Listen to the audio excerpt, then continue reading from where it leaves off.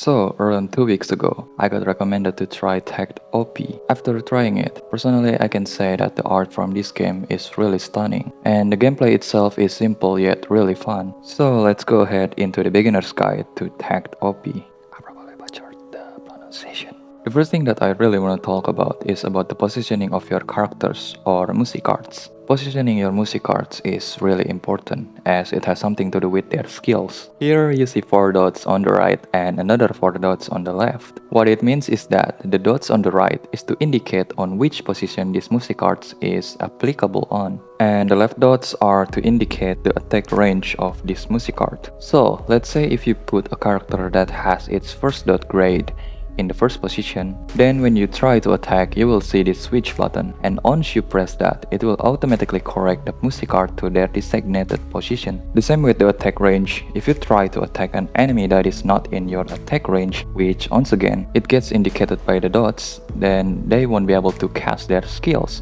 and you are forced to just use your basic attack, cause it is out of their attack range. This attack range fiasco also applies to your enemy. There are enemies that specifically target your Musicarts in the backline, and depending on the situation, that is where a Warden role is becoming important. In short, a Warden class has a special buff that will allow them to take the enemy hit for your other Musicarts. Anyways, just remember that positioning your Musicarts and forming a strategy on using the right Musicarts depending on the enemy's position is really important in this game, so you will be able to use their skills properly. Speaking of skills, this game has 3 colors for its skills: red, blue, and green. The numbers that you see here is to indicate the requirements needed for you to unlock the Musicarts ultimate. Once you have fulfilled certain colors needed for the Musicarts ultimate, then you can unleash their ultimate and it will consume the note bar proper to the amount needed for the ultimate. One thing to note here is that their ultimate has no cooldown, meaning you can spam your DPS ultimate nearly every time they get their turn if you use the right setup. The lower the requirements needed, the better.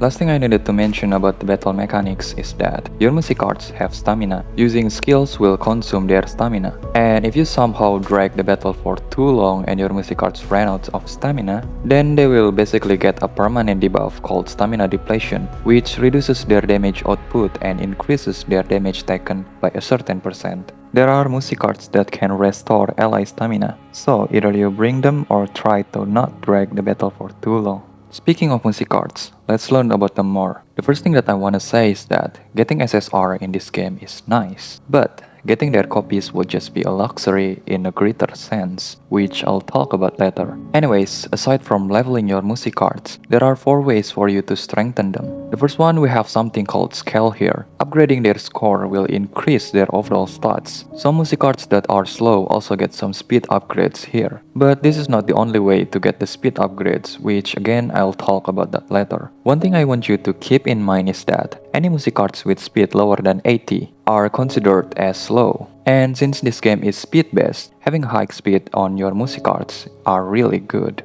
You can get the materials needed to upgrade their score either by farming it or through the story and battle simulation rewards. For new players, I would recommend to continue pushing the story stages and try to do the battle simulation rather than farming it. Next, we have memory. In other games, it is called artifacts or craft essence, unique treasure, and the list goes on. Basically, it is something that your Musicarts can equip to further strengthen them. Each memory has its own special effect and has its own class restrictions. You can level them up and star upgrade them. Star upgrade is only to upgrade or increase the memory effect. Fortunately, you don't need a similar copy to break the level limit, as you just need to farm their needed materials, which can be farmed easily at any time here.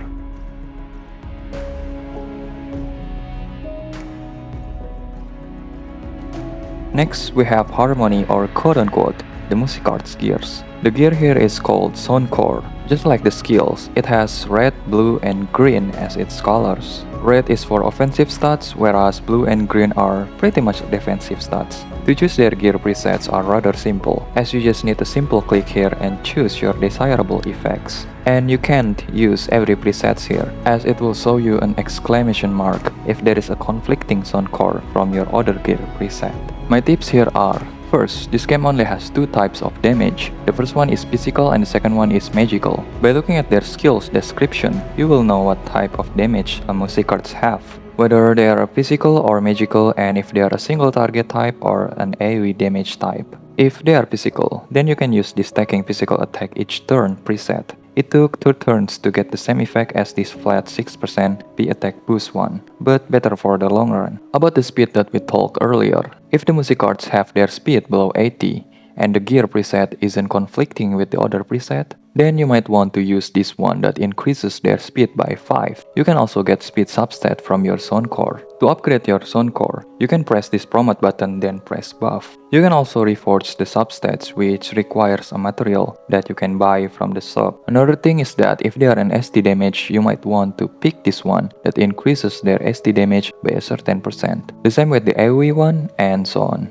Just make sure there are no conflicting presets and choose the right boost depending on the Musicarts type. You can farm the soundcore here.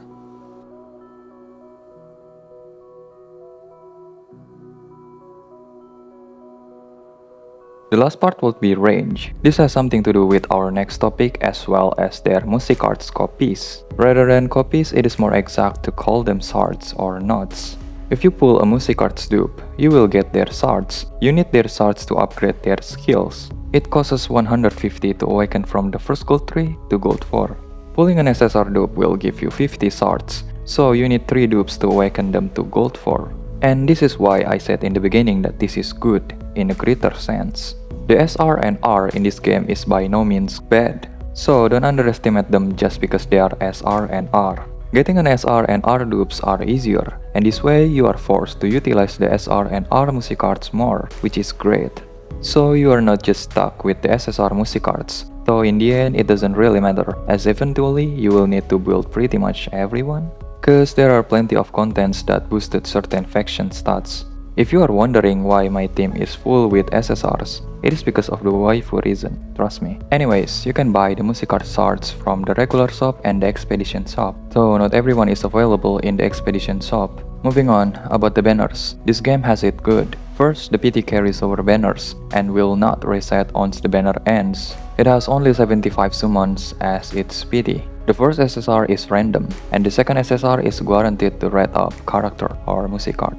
If you win 50-50 on your first SSR, then you are good. After getting your first SSR, the accumulated PT will reset to 0, so keep that in mind. I think that's pretty much all about this game. The key to reach mid to end game faster would be by doing your story then do battle simulation. You will get plenty of Ecommon and summon tickets by doing these two contents. And there is also the newbie missions. Also try to reach a higher soundcore stages for better gears. Soon you will meet a soft cap where basically your level is too low, and when that happens, depending on what you need, either go farm for the scale mats or soundcore. Though as a new player, it is better to prioritize upgrading your Musicart scale first, since by upgrading your scale, it will also unlock the Musicart skills. Another thing would be, make sure to buy these Musicarts and soundcore XP mats daily. You will need them sooner or later. Next is to buy this meteor box weekly. This box has the required material to upgrade your Musicart scale, and you will need plenty of it. You can also buy this through the expedition shop, and make sure to also buy the reforged thingy for your soundcore. There's so many things to buy. Don't forget to buy the monthly tickets as well from the friendship shop, and don't forget to claim your stamina daily. I think that's pretty much all, and hope this guide helps.